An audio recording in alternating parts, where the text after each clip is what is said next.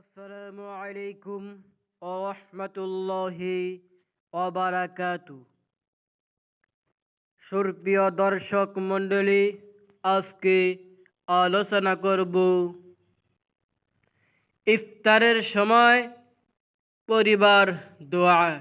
এই নিয়মে দুটি ইসমে আজম মনে মনে আপনি জীবনের একবার হলেও আপনি পড়বেন।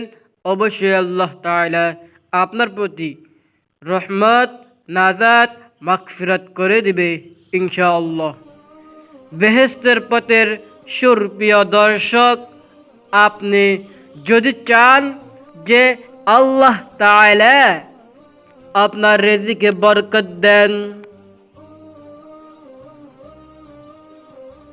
হোক, তাহলে ইফতারের সময় এই দুটি ইসমে আজম পড়ুন।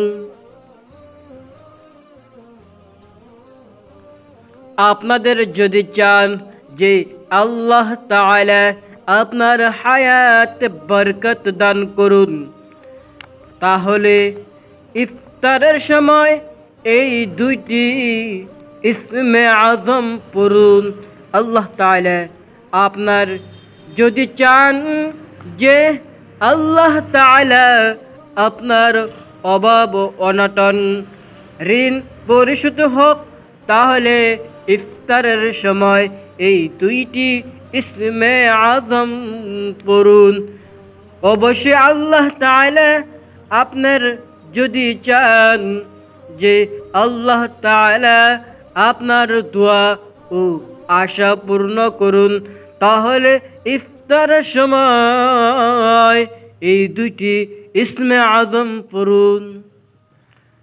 অবশ্যই আল্লাহ তাআলা সর্বোপরি কথা হলো জীবনের সকল সমস্যার সমাধান হবে ইনশাআল্লাহ।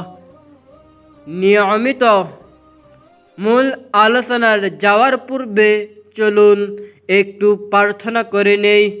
হে আমার রব, আপনি রমজান মাসের উসিলায় আমাদের সকলের জীবনের সমস্ত গুনাহ মাফ করে দেন। তো চলুন বিস্তারিত জেনে নেই। বেহেশতের পথের সুপ্রিয় দর্শক দিনী ভাই বোন, আমি গুনাহগার সেই ফজিলতপূর্ণ দুইটি ইসমে আজমের কথা বলে দিব ইনশাআল্লাহ। তার পূর্বে ইফতার সম্পর্কে নবীজি সাল্লাল্লাহু আলাইহি ওয়াসাল্লাম কি সুসংবাদ দিয়েছেন, মনোযোগ সহকারে শুনুন। সারা দিনের রোজার শেষে ইফতার করেন মুসলমানেরা। এই মুহূর্তটি বরকতময়। আল্লাহ তাআলা রহমত নাজিল করেন রোজাদারের জন্য। ইফতারের ফজিলত নিয়ে বিভিন্ন হাদিসে বর্ণিত হয়েছে। আল্লাহ তাআলা হাদিসের আলোক ইফতারের আগে মুহূর্তের ফজিলত ও গুরুত্ব তুলে ধরা হলো।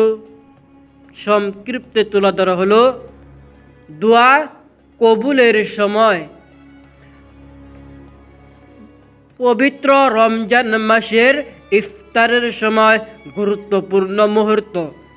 অদৃশ্য শক্তি আদেশ পালনার্থে ভীষণ ক্ষুধার তীব্রতা থাকার সত্ত্বেও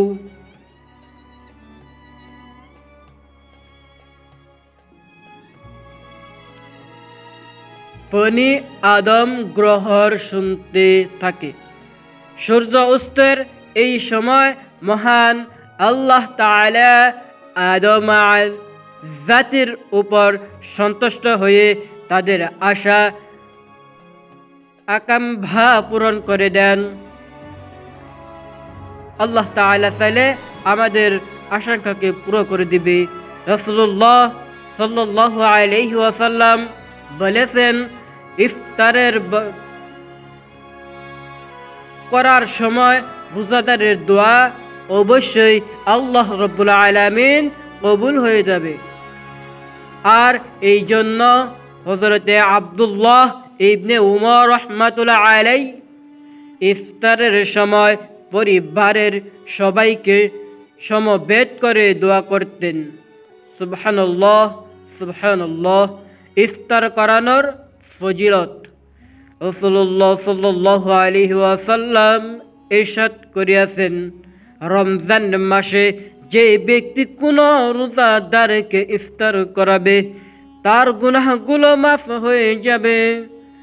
আল্লাহ তাআলা সে দুজক থেকে মুক্তি পাবে, আরও সে রোজাদার সম পরিমাণ সওয়াব পাবে। কিন্তু এতে রোজাদারের সওয়াব থেকে কিছু ঘাটতি হবে না। সুবহানাল্লাহ, সুবহানাল্লাহ। অর্থ রোজাদারের সওয়াব কমবে না। তাড়াতাড়ি ইফতার করার গুরুত্ব। আল্লাহর রাসূল সাল্লাল্লাহু আলাইহি ওয়াসাল্লাম বলেছেন, লোকেরা ততক্ষণ কল্যাণ থাকবে যতক্ষণ তারা ইফতার জলদি করবে। আবু বুখারী, মুসলিম 1 নম্বর খণ্ড 321। খেজুর নিয়ে ইফতার করার গুরুত্ব। হাদিসে আছে, হযরতে সালমান ইবনে আমির রাহমাতুল্লাহ আলাইহি থেকে বর্ণিত, রাসূলুল্লাহ সাল্লাল্লাহু আলাইহি ওয়াসাল্লাম যখন তোমাদের মধ্যে কেউ রোজাদারকে ইফতার করে সে যেন খেজুর কিংবা খুরমা দিয়ে ইফতার করে, কারণ তা হচ্ছে বরকত, আর তা হলেন পানি দিয়ে করবে তা পবিত্র কারিজ জামে। তিরমিজি 2 নম্বর খণ্ড। খুশির মুহূর্ত। রমজানের ইফতার রোজাদারের জন্য মহান আল্লাহর পক্ষ থেকে বড় নিয়ামত। হাদিসে আছে, হযরতে আবু হুরায়রা রাহমাতুল্লাহ আলাইহি থেকে বর্ণিত, রাসূলুল্লাহ সাল্লাল্লাহু আলাইহি ওয়াসাল্লাম বলিয়াছেন, রোজাদারের জন্য 2টি বড় খুশির রহিয়াছে, একটি প্রভুর সাক্ষাৎ, আরও একটি ইফতারের সময়। সহিহ বুখারী। বেহেশতের পথের সুপ্রিয় দিনী ভাই বোন, এতক্ষণ পর্যন্ত যারা শুনছেন তারা বুঝতে পেরেছেন ইফতারের সময়টা কতই না গুরুত্বপূর্ণ সময়। আলহামদুলিল্লাহ, আলহামদুলিল্লাহ। বেহেশতের পথের সুপ্রিয় দিনী ভাই বোন, এখন শুনুন কিভাবে ইফতারের সময় এই ফজিলতপূর্ণ 2টি ইসমে আজম আমল করবেন ইনশাআল্লাহ। সুপ্রিয় দর্শক, যখন ইফতারের সময় হবে তখন ইফতার করার পূর্বে প্রথমে 3 বার দরুদে ইব্রাহিম পড়বেন ইনশাআল্লাহ। তারপর তিরমিজি 325 হাদিসে বর্ণিত দোয়াটি 3 বার পড়বেন ইনশাআল্লাহ। ইয়া যাল জালালি ওয়াল ইকরাম, ইয়া যাল জালালি ওয়াল ইকরাম, ইয়া যাল জালালি ওয়াল ইকরাম। বাংলা অর্থ, হে মর্যাদাবান ও সম্মানিত আল্লাহ তাআলা, এই নামটি কুরআনে এসেছে 2 বার সূরা আর রহমানের 27 নম্বর ও 78 নম্বর আয়াতে উল্লেখ আছে।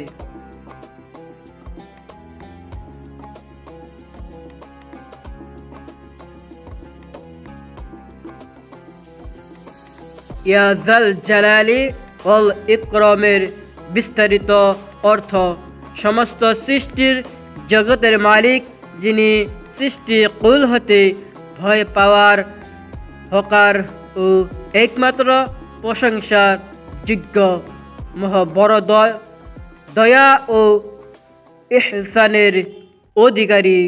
সুবহানাল্লাহ। এটি দিনে রাতে বেশি বেশি পড়ার কথা হাদিসে বলা আছে। এটা পড়লে রাসূলুল্লাহ সাল্লাল্লাহু আলাইহি ওয়াসাল্লামকে অনুসরণ করা হবে। সুবহানাল্লাহ, সুবহানাল্লাহ। নবীজি সাল্লাল্লাহু আলাইহি ওয়াসাল্লাম এক হাদিসে বলেছেন, তোমরা সব সময় ইয়া যাল জালালি ওয়াল ইকরাম পড়াকে অপরিহার্য করে নাও। তিরমিজি 3525, অর্থাৎ সবসময় এই নামটি পড়ো। এখন 2 নম্বর ইসমে আজম শুনুন। তিরমিজি 3544 হাদিসে বর্ণিত দোয়াটি একবার পড়বেন, তারপর মুনাজাত করবেন। ইনশাআল্লাহ দোয়া অবশ্যই কবুল হবে। একবার হযরতে আনাস রাদিয়াল্লাহু তাআলা আনহু নবীজি সাল্লাল্লাহু আলাইহি ওয়াসাল্লামের সঙ্গে বসা ছিলেন। তখন ওইখানে এক লোক এসে নামাজ পড়ে এই দোয়া করল, আল্লাহুম্মা আল্লাহুম্মা ইন্নী আসআলুকা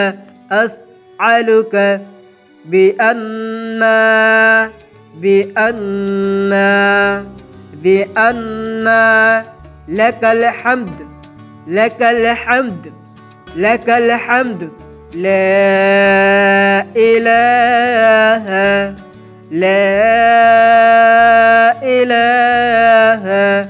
إلا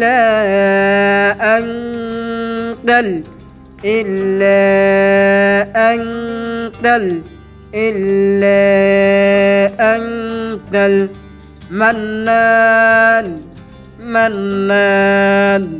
المنان بديع السماوات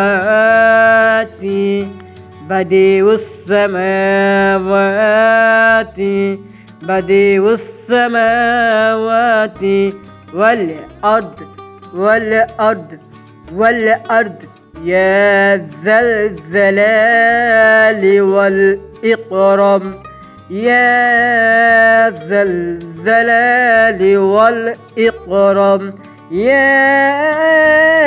ذا الجلال والإكرام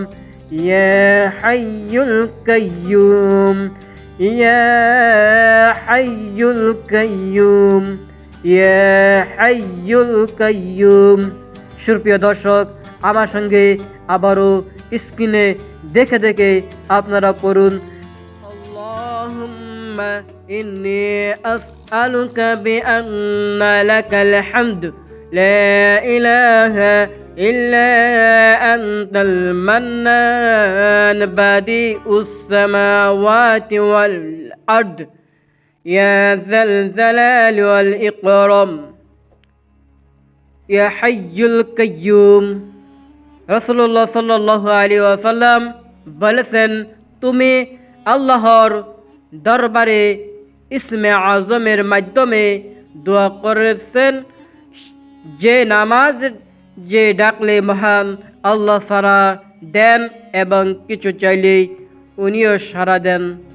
তো প্রিয় দর্শক, আশা করি সকলে জানতে পেরেছেন কিভাবে ইফতারের সময় ইসমে আজম পড়তে হয়। আরও একবার পড়েন, আল্লাহুম্মা ইন্নী আসআলুকা বিআন্না লাকাল হামদু লা ইলাহা ইল্লা আনতাল মান্নান বাদিউস সামাওয়াতি ওয়াল আরদ ইয়া যাল জালালি ওয়াল ইকরাম ইয়া হাইয়ুল কাইয়্যুম। বেহেশতের পথের সুপ্রিয় দর্শক, সর্বশেষ চোখের পানি ছেড়ে দিয়ে মুনাজাত করবেন। ইনশাআল্লাহ রব্বুল আলামিন উনি অবশ্যই কবুল করে নেবেন। আল্লাহ তাআলার কাছে যা চাইবেন আল্লাহ সুবহানাহু ওয়া তাআলা তাই দিয়ে দিবে। সুপ্রিয় দর্শক, একটি ভিডিও তৈরি করতে অনেক কষ্ট হয়, তাই শুধু যারা ইসলামিক ভিডিও তৈরি করেন তারাই বুঝতে পারে। তাই ইসলাম প্রচারের স্বার্থে ভিডিওটি অবশ্যই শেয়ার করে দিবেন। আজকের এই জন্যই এই পর্যন্ত, সকলে সুস্থ কামনা করে বিদায় নিচ্ছি। আসসালামু আলাইকুম ওয়া রাহমাতুল্লাহি ওয়া বারাকাতুহু।